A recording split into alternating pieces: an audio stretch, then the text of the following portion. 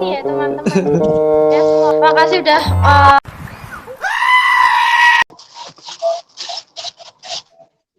Ya, terus untuk saya itu Irfan Dirisa. Saya di sini profesinya sebagai junior arsitek. keren ya. Nah, Kak, di sini kita mau tanya-tanya sedikit ya seputar arsitek dan hubungan dari arsitek dengan informatika tuh apa aja gitu. Jadi Oh yang ya, pembukaan ya. Ini mungkin agak nggak berhubungan sedikit, tapi kira-kira motivasi kakak buat jadi arsitek tuh apa sih? sebenarnya motivasi pertama itu dulu waktu kakak saya kan juga arsitek ya sebelumnya. Itu melihat dia dalam desain bangunan, terus saya juga ada tertarik dalam gambar gitu. Melihat bangunan yang unik-unik itu saya suka dulu. Jadi motivasi awalnya kayak gitu. Berarti emang karena udah dikenalin tanpa sengaja sama Iya, kakak, ya, terus tanpa sengaja. nih gitu akhirnya malah termotivasi buat jadi arsitek gitu. Iya, Ya, ya. Kayak mulai karirnya gimana sih kak di bidang ini?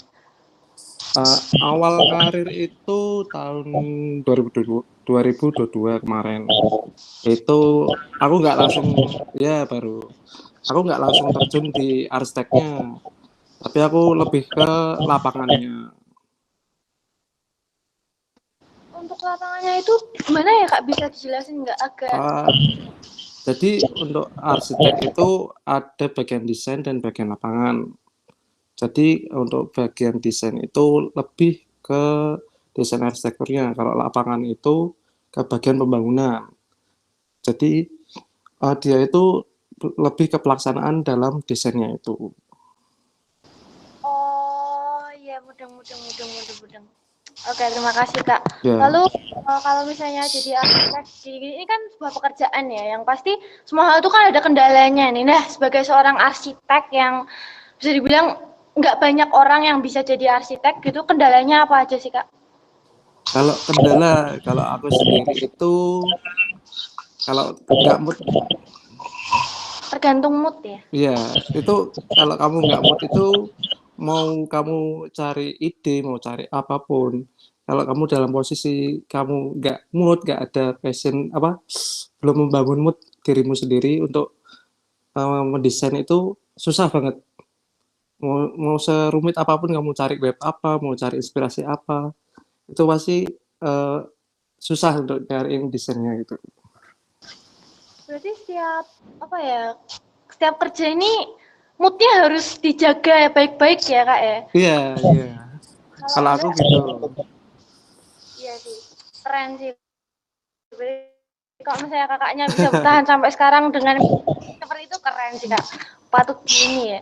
Oke kita next ke pertanyaan berikutnya. Jadi menurut kakak ini peran teknologi digital nih dalam merancang suatu desain arsitektur, kan kakak kan arsitek Iya, nih, desainer otomatis desainer lah istilahnya lah. Itu perannya teknologi ini apa sih kak di kerjanya kakak? penting banget kalau aku. Kalau kalau kamu lihat 20 tahun atau 15 tahun ke belakang, itu teknologi belum semaju sekarang. Dulu untuk desain pun masih pakai penggaris. Kalau sekarang pakai komputer pun sudah bisa. Kamu ngerjain ini, kamu lempar ke sana, nggak perlu kamu gambar pakai tangan, nggak perlu kamu bawa penggaris yang banyak gitu, nggak perlu bawa meja yang gede gitu loh. Sekarang cuma bermodalkan kamu bawa laptop gitu udah bisa gitu loh. Tapi kalau misalnya kayak desain gitu tuh kan memang tadi kakak bilang kan bisa pakai laptop nih. Itu kira-kira tuh bisa apa tetap butuh bantuan manual nggak sih kak? Atau emang udah bisa di-handle 100% sama teknologi yang ada sekarang? Eh, kalau aku pasti butuh manual. Dimana manual itu dimaksudkan untuk sketch kasar. Itu kayak gambar kasar kayak oh aku mau layout bagian ini di sini. Kayak kebutuhannya apa aja untuk dalam suatu desainnya itu. Tuh. Berarti emang meskipun teknologi sekarang maju banget kayak gitu tetap butuh kasarannya dulu ya kak ya. Seenggaknya ada Iya, gambar dulu baru direalisasikan pakai itu tadi. Oke, kita iya. Terima kasih Kak. Kita akan next ke pertanyaan selanjutnya. Software yang Kakak pakai untuk arsitektur sekarang nih apa? Kalau untuk sekarang lebih basicnya itu AutoCAD sama SketchUp. Bisa Itu basic. dijelasin nggak? Ini kami awam nih. Oh iya iya. Untuk AutoCAD sendiri itu untuk gambar 2 dimensi. Tahu kan gambar 2 dimensi yang kalau dulu pakai penggaris gitu. Sekarang ada bisa pakai AutoCAD. Sedangkan untuk SketchUp-nya itu untuk gambar 3 dimensi. Jadi dua software ini merupakan software basic, menurutku basic untuk di bidang arsitektur.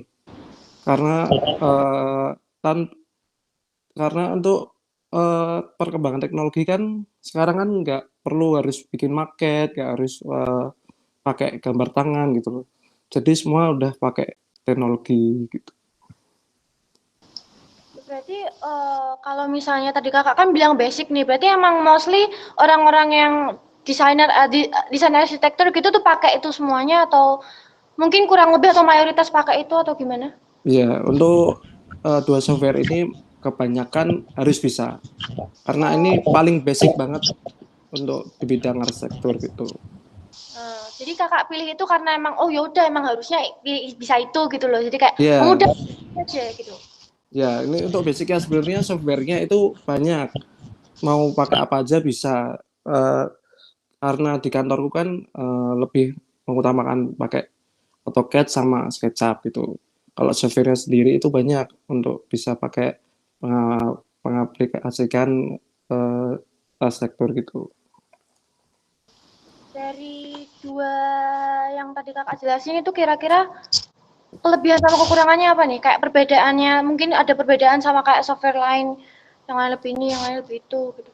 Oh, untuk perbedaannya sendiri ya. Untuk AutoCAD itu menurut aku dia kurang apa? Jadinya lama.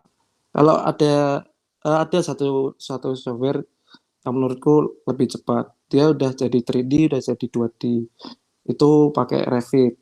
Dia kamu gambar dinding nih, 3D ada, 2D ada. Jadi langsung jadi semua. Jadi kamu nggak perlu AutoCAD sama SketchUp. Langsung pakai Revit, langsung jadi semua untuk 3D dan 2 dimensinya. Tapi kalau misalnya kayak gitu, kenapa nggak Kakak milih si Revit-nya itu tadi? Kenapa harus Uh, karena kalau kantorku ya, kantorku itu pakainya AutoCAD sama SketchUp gitu. ini ya, nurut kata atasan aja ya? Iya, benar.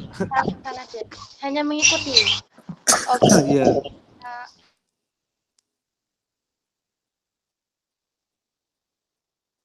Nah, Commute. Bisa diulangi tadi? eh, urutan proses yang Kakak lakukan dalam membuat suatu desain itu apa aja gitu? Kayak Oh, proses. kalau aku biasanya mendengarkan apa keinginan klien dulu. Misal klien pengen bikin rumah, dia perlu apa sih dalam rumah itu? Terus dari udah tahu nih kebutuhan klien apa. Terus aku mulai cari inspirasi apa sih yang dia dapat untuk bangun rumah itu. Mau seperti apa dia pendekatannya kayak mau modern kah? Jadi klien tuh udah punya gambar nih loh. Aku mau rumah modern gambarnya kayak gini. Nanti aku cari referensi gambar yang menyerupai mirip klien yang dimau. Kemudian dari itu eh, aku pasti layouting. Layouting tuh kayak oh dia misal perlu eh, apa kolam renang, terus perlu parkir berapa, terus kamar mandi berapa, pasti aku layout yang mau diutamain yang mana gitu. Jadi semua itu tergantung klien gitu. Jadi prosesnya Kakak ngikutin klien ya? Kalau Ya, misalnya misalnya nih, ada klien yang kayak, "Oh aku serahin ke kamu 100% gitu, kayak aku percaya sama kamu nih," gitu. Nah, Kakak nah, bakal ambil tindakan berani atau cari aman nih kira-kira? kalau aku lebih berani. Kalau biasanya klien yang seperti itu pasti dia memiliki budget yang tinggi. Aku pasti cari konsep dulu. Ya, dia suka nggak konsep yang aku bikin ini. Terus dari konsep ini aku mulai dari sketch kasar. Nanti kayak gini. Untuk lantai satu seperti ini, lantai dua seperti ini. Terus kalau udah, kemudian aku masuk ke tahap desain detail. Jadi mulai udah kelihatan tampaknya, terus udah kelihatan bagian-bagiannya, kamarnya seperti apa gitu. Terus baru nanti proses rendering gitu. Berarti emang tergantung ya, semuanya memang kembali lagi ya teman-teman. Tergantung Iya. yang menghasilkan cuan nih. Ngikut aja. Berarti itu orang pekerja. Kita ke pertanyaan selanjutnya. Jadi di zaman sekarang nih kan untuk desain gitu-gitu kan udah lebih abstrak ya, udah lebih kayak udah nggak kayak dulu yang monoton banget gitu loh, udah lebih kreatif banget lah ide-idenya manusia-manusia. Terus cara kakak untuk tetap punya inspirasi, terus kayak tetap up to date sama tren dan inovasi yang terbaru tuh apa aja sih kakak dalam industri arsitektur ya? Kalau aku itu punya satu web namanya Pinterest. Itu kan dia kamu cari desain apa nih? Modern ada, postmodern ada. Terus mau cari yang bentuknya aneh juga ada. Semua kalau aku cari inspirasinya dari web itu, web Pinterest itu. Itu website semua umat sih sepertinya ya. Iya. Nggak, arsitektur aja itu semua orang pakai itu. Jadi benar sangat membantu guys. Oke. Cuman itu ya kak ya? Atau Iya, mungkin ada aku lebih lebih banyak ke Pinterest sih. sama ide sendiri gitu ya? Atau mungkin di Iya. Pinterest gitu. Kalau jalan-jalan kayak oh ini kayak cocok aku foto gitu. Emang inspirasi tuh dari apa yang dilihat deh. Iya Terus pasti. pertanyaan selanjutnya ya. Oh, ini agak sedikit gimana gitu ya teman-teman. Mungkin eh ya, kira-kira tuh besar pemasukan yang kakak terima nih untuk satu proyek. Kakak kan kakak freelancer ya, kalau nggak salah. Aku ini kantor, masih ikut Kantor. kantor iya. Oh, berarti pemasukannya dari kantor atau dari setiap proyek itu ada? Oh dari kantor, jadi ikut bulanan kantor masukannya.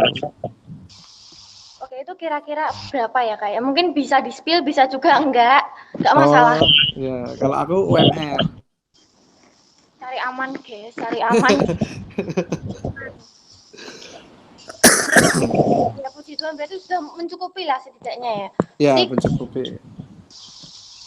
gaji arsitek ini juga ya, abstrak juga ya. Aku kira bakal yang kayak sama rata semua gitu. Enggak, Namanya. itu enggak. Kalau untuk gaji itu beda. Itu tergantung apa kemampuanmu. Hmm. Semangat kak, kami doakan bisa lebih lagi ya kali. Amin, amin. Lalu ini yang terakhir ya.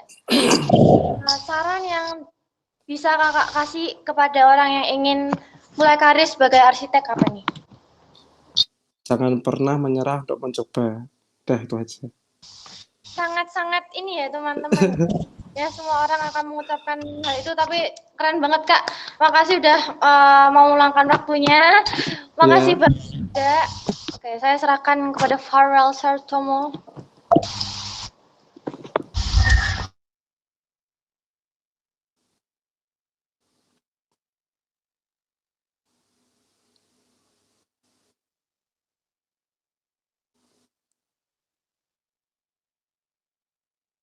ya sama-sama.